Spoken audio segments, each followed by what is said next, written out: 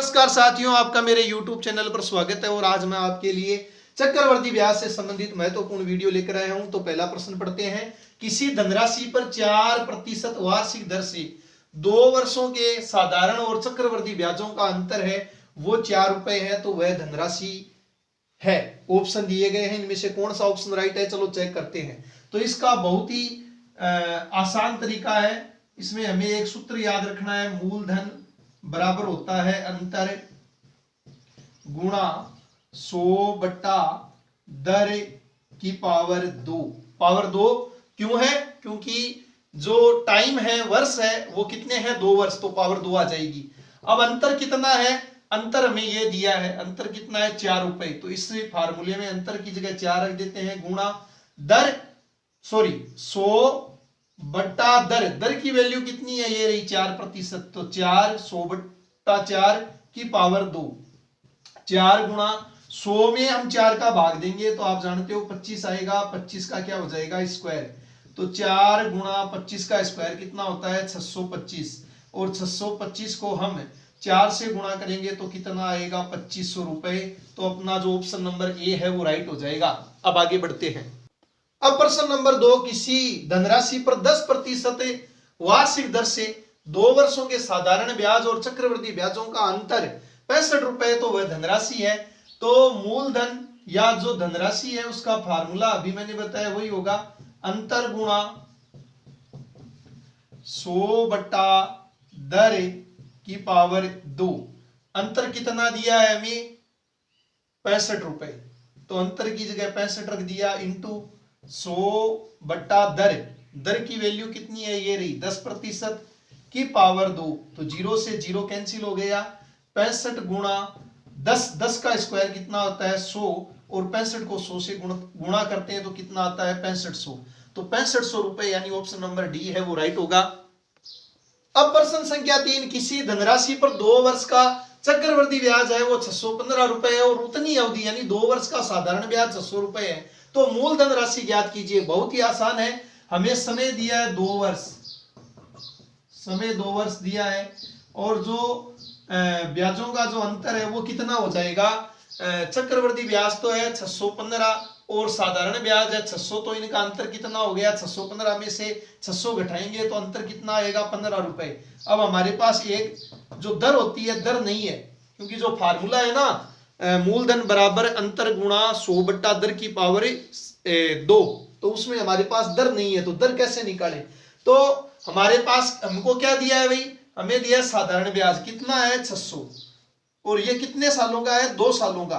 तो 1 साल का साधारण ब्याज 300 रुपए, और दूसरे वर्ष का जो साधारण ब्याज है वो भी कितना होगा? 300 रुपए। लेकिन चक्रवर्ती ब्याज दिया है वो कितना है? 2 सालों का, वो है हमारा 615। तो इसमें हम जानते हैं कि पहले वर्ष का साधारण ब्याज और चक्रवृद्धि ब्याज सेम ही रहता है। तो पहले वर्ष का जो साधारण ब्याज चक्रवृद्धि ब्याज है वो 300 रुपए होगा, और दूसरे वर्ष का जो साधारण जो चक्रवृद्धि ब्याज है वो कितना होगा?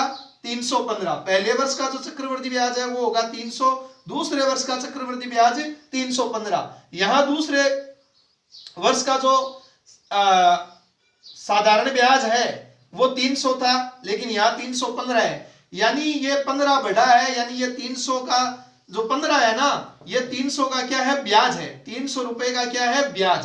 तो ब्याज कितना है? 1500। तो दर निकालने का एक फार्मूला होता है, वो होता है 100 गुणा ब्याज। तो ब्याज 15 है, गुणा 100 बट्टा मूलधन। मूलधन कितना हो जाएगा? 300 रुपए। तो 300 से भाग देंगे, 300 है वो 15 से कटेगा। कितनी बार कटेगा? अपना 20 बार। और 100 है, 100 में 20 का भाग देंगे तो कितना आएगा? 5%। तो हमारी दर आ गई 5%। अब हमें क्या निकालना है? मूलधन। तो मूलधन बराबर क्या हो गया? अंतर गुणा 100 बट्टा दर की पावर 2। तो अंतर कितना है? अंतर है ये रहा 15 रुपए। 15 गुणा 100 बट्टा दर। दर कितनी है? 5 का होल स्क्वायर। 15 गुणा 100 में 5 का भाग जाएगा तो कितना आएगा? 20 आएगा। 20 का क्या हो जाएगा? स्क्वायर। 15 गुणा 20 का स्क्वायर कितना होता है? 400, और 15 चौक 60, और आगे कितने जीरो लगा देंगे? 2 जीरो लगा देंगे तो कितना हो जाएगा? 6000। तो अपना जो ऑप्शन नंबर बी है वो राइट हो जाएगा।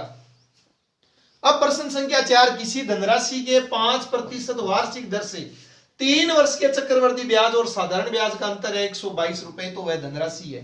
अब तक जो हमने सवाल किए थे 3, उनमें क्या था 2 वर्ष का अंतर, इस बार क्या है 3 वर्ष का अंतर। तो इसका जो फार्मूला है वो थोड़ा सा चेंज हो जाता है।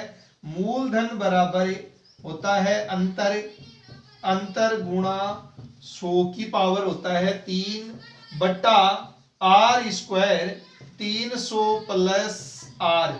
अब हमें जो अंतर है वो कितना दिया है 122, तो 122 गुणा 100 की पावर 3, और 100 की पावर 3 का मान कितना होगा 10 लाख बट्टा आर स्क्वायर, और आर कितनी है ये रही 5, तो 5 का स्क्वायर गुणा 300 प्लस आर, आर की जगह कितना है 5, और ऊपर क्या आ गया 122 गुणा 10 लाख बट्टा 5 का स्क्वायर होता है 25, और इन दोनों को जोड़ेंगे तो कितना आएगा 305, और अब ये 100 है 25 से कटते हैं 4 बार, और फिर कितना आ गया हमारे पास 122 गुणा 40,000 बट्टा 305, और 305 को 5 से काटेंगे 61 आएगा, 40 को 5 से काटेंगे 8 आएगा, यानी कितना आ गया 8,000 आ गया ये कटकर, और 122 को 61 से काटेंगे 2 आएगा, और 2 को 8,000 से गुणा करेंगे तो हमारा जो आंसर है वो कितना आ गया 16,000। जो ऑप्शन नंबर ए है वो राइट है।